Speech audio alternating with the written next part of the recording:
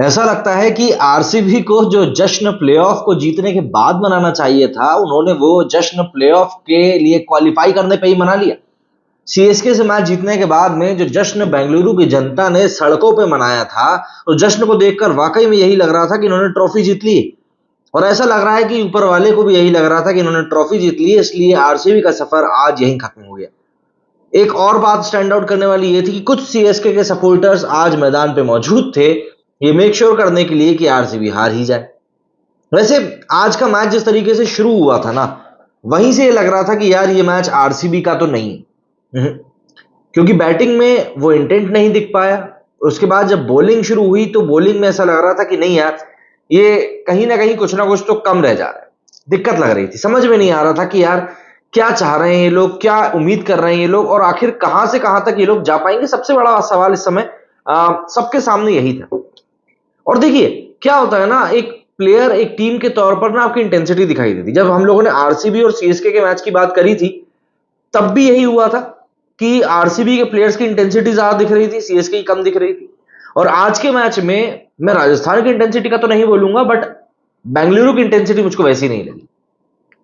कई सारे मौके थे जब आरसीबी बॉलिंग कर रही थी, कई सारे मौके थे जब उन्होंने मैच में वापसी करी, बट द थिंग इज कि वो लोग उस वापसी को पकड़ के नहीं रख सके। जैसे जब कुछ 35-34 बॉलों के ऊपर 50 रन चाहिए थे, तब 2 छक्के मारे। एक तरफ से हिटमायर ने मारा, एक तरफ से रेयान पराग ने मारा, और कैमरन ग्रीन के ओवर में वो पूरा का पूरा मैच बराबर हो गया। जब आपके पास में वहां पर एक मोमेंटम आ रहा था, आपको लग रहा था कि नहीं आप मैच में पकड़ बना सकते हो, तब आपने जाने दिए। और राजस्थान जैसी टीम जो कि मई के महीने में, मतलब कि आईपीएल के सेकंड हाफ में एक भी मैच नहीं जीती है, एक भी मैच नहीं जीती है, वो टीम आपको हरा के चली गई। आरसीबी लगातार 6 मैच जीत कर आ रही है, उसके पास पूरा मोमेंटम है। हर तरीके से वो टीम, ऐसा लग रहा है कि नहीं यार ये टीम तो बिल्कुल बढ़िया तरीके से आज खेल के जाएगी। एग्रेशन है, खिलाड़ी तैयार है, हर चीज है। वो टीम मैच वाले दिन बिल्कुल गायब दिखती है। हालांकि यहां पर यह चीज बोली जा सकती है कि पहले बैटिंग करना आज कहीं ना कहीं आरसीबी के लिए बुरा साबित हो गया, क्योंकि बैट्समैन उनके क्लिक हो नहीं पाए। Virat Kohli, Faf du Plessis, Rajat Patidar, Cameron Green, Dinesh Karthik, ऐसा लग रहा था कि इन सारे बैट्समैन को स्टार्ट तो मिला, बट वो जो कहते हैं ना कि एक मुकाम तक पहुंचाना चाहिए, वो मुकाम तक नहीं पहुंचा पाए। और ग्लेन मैक्सवेल के बारे में तो क्या ही कहना। ग्लेन मैक्सवेल बिल्कुल एग्जैक्टली अनिमेश, मतलब ग्लेन मैक्सवेल ने तो बिल्कुल मजाक बना के रख दिया यार। उस बंदे ने जिस तरीके की इस बार के आईपीएल में खेला है ना, फ्रॉड घोषित करके, उस बंदे को फ्रॉड घोषित करके बिल्कुल टीम से बाहर निकाल देना चाहिए कि भाई इस इंसान को हमको नहीं खिलाना। भाई बीच सीजन में पहले तुम कहते हो कि यार हमको मेंटल फटीग हो रहा है तो हम खेल नहीं रहे हैं, और फिर तुम आते हो तो इस तरह से खेलते हो। भाई तुम बैटिंग करने आए हो, तुमको दिख रहा है कि वहां पर सिचुएशन क्या है, बैट्समैन टिक नहीं पा रहे हैं, तो आपको थोड़ा तो समझना पड़ेगा। लेकिन नहीं साहब, हम तो पहली बॉल पे छक्का मारेंगे। मार लिया छक्का। मतलब एक समय था जब आर अश्विन और मैक्सवेल के बीच में जब कॉन्टेस्ट होता था ना, देख के मजा आता था कि यार मैक्सवेल छक्का मारेगा, अश्विन आउट करेगा। पर आज की कंडीशन में पता है क्या हो गया है, मैक्सवेल अगर बैटिंग करने आए ना, तो आप अश्विन को लगा दो, वो वैसे ही आउट हो जाएगा। राजस्थान रॉयल्स ने कुछ ऐसा नहीं किया है कि बहुत स्टैंड आउट कुछ परफॉर्मेंस करी, नहीं। उन्होंने बेसिक्स को बहुत अच्छे से फॉलो किया, बहुत तरीके से उन्होंने अपनी चीजों को अप्लाई किया, और मेक श्योर किया कि आईपीएल के 17वें सीजन में भी आरसीबी खाली हाथ ही जाए। मतलब एक सिचुएशन ऐसी थी जहां पर कि मैच ना फंस गया था। जायसवाल आउट हो गया था, संजू सैमसन आउट हो गया था, जो दूसरा ओपनर था उसका नाम मुझे याद नहीं आ रहा, वो भी आउट हो गया था। मैच ना फंस गया था वहां पे, और उस पॉइंट पर ऐसा लग रहा था कि यार आरसीबी यहां से कमबैक कर सकती है। बट वो कहते हैं ना कि इन लोगों के सर पे गुरूर बहुत तेजी से बैठ जाता है, तो आरसीबी ने सोचा कि हाँ ठीक है, अब तुम संभाल लेंगे। 17 बॉलों पे 17 रन चाहिए। वहां पर मोहम्मद सिराज विकेट का सेलिब्रेशन ऐसे मना रहा था जैसे उसने शुरुआत में पहले ओवर में ही विकेट निकाल लिया। भाई 17 बॉल पे 17 रन चाहिए और 5 विकेट बचे हुए हैं। मतलब हर बैट्समैन आके 4-4, 5-5 रन भी बनाएगा ना, तो भी मैच निकल जाएगा। सेलिब्रेशन किस बात का? मतलब आप सेल्फ उसमें इतने ज्यादा लग चुके हो कि आपको लगता है कि यार नहीं, आप मैच निकाल रहे हो तो समझ में आता है। खैर छोड़ो, आरसीबी के बारे में तो जितना बोले उतना कम है। हम बात करते हैं राजस्थान रॉयल्स के बारे में।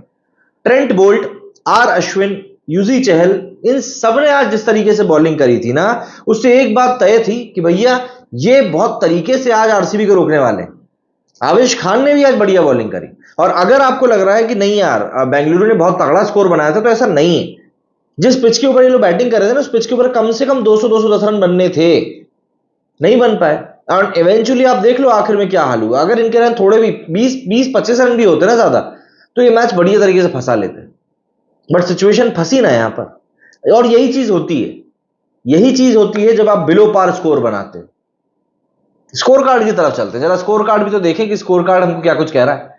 दरअसल आज जब बैटिंग शुरू हुई बेंगलुरु की, तो बैटिंग बेंगलुरु की कोई इतनी खास नहीं रही। विराट कोहली मतलब समझ में नहीं आ रहा है बंदा क्या चाह रहा है, एक बुरी तरीके से चोक कर गया ऐसा लग रहा है। 137 का स्ट्राइक रेट रहा, 3 चौके 1 छक्का, 24 बॉलों में 33 रन। ऐसा लग ही नहीं रहा था किसी भी पॉइंट ऑफ टाइम पर कि यार ये बंदा आज कुछ कर, मतलब पूरे टाइम ऐसा लग रहा था कुछ डाइसी सिचुएशन है। ट्रेंट बोल्ट के लगातार जो 3 ओवर खेले इन लोगों ने, वो जिस तरीके से खेले, मतलब शुरुआत के 3 ओवर में ट्रेंट बोल्ट के सिर्फ 6 रन निकले थे, सिर्फ 6। अब 6 रन के ऊपर आप क्या उम्मीद करते हो यार, एक बॉलर आपको बिल्कुल तपा के जा रहा है एंड यू आर एक्सपेक्टिंग कि नहीं यार बहुत तरीके से ये लोग खेलेगा। नहीं भाई, तुमने नहीं खेला उस बॉलर को ढंग से, तुमने बल्कि सामने वाली टीम को मौका दे दिया कि हमारे ऊपर चढ़ जाओ। और इन सब के बीच में आपने फाफ डु प्लेसिस का विकेट भी खो दिया। आपको पता है कि ग्राउंड का एक तरफ का जो कोना है वो ज्यादा बड़ा है, एक तरफ का कोना छोटा है, तो आप बड़े वाले की तरफ में इतना मार ही क्यों रहे हो। विराट कोहली भी वहीं आउट हुए थे, तो डुप्लेसिस ने 17 रन बनाए, कोहली ने 33 रन बनाए, कैमरन ग्रीन ने 27 रन बनाए, रजत पाटीदार ने 34 बनाए। स्टार्ट सबको मिला आज, है ना। मैक्सवेल डक पे आउट हो गया, लॉमरोर ने 32 रन बनाए 17 बॉलों में, और 17 बॉलों में 32 इसने नहीं बनाए होते तो आज मैच का कचरा हो जाना था। तो ये थोड़े थोड़े कॉन्ट्रीब्यूशन मिले, तब कहीं जाके इनका स्कोर 172 पहुंच पाया। इसमें सबसे बड़ी बात यह रही कि लोमरोव ने एक बढ़िया पारी खेली। मैं मुझको बताऊं, मतलब इस सीजन के लिए मेरे को लोमरोव के लिए बड़े काफी अच्छा लग रहा है।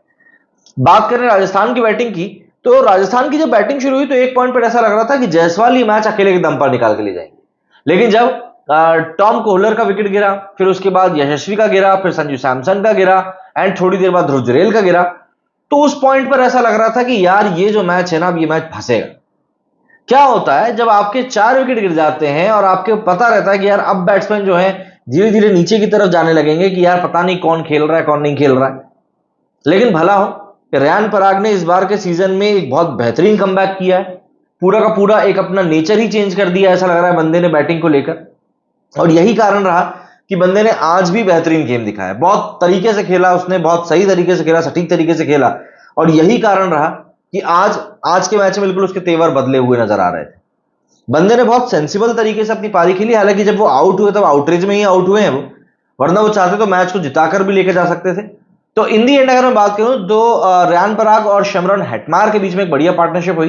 दोनों ने रेयान पराग ने जहां 36 बनाए 138 के स्ट्राइक रेट से, वहीं शमरन हेटमार ने 26 बनाए 185 के स्ट्राइक रेट से, एंड आखिरी में रोमन पॉवेल ने 8 बॉलों में 16 रन बनाकर मैच को खत्म कर दिया। बॉलिंग की बात करें तो स्वप्निल सिंह ने 2 ओवर में 19 रन दिए, 9.5 का रन रेट रहा।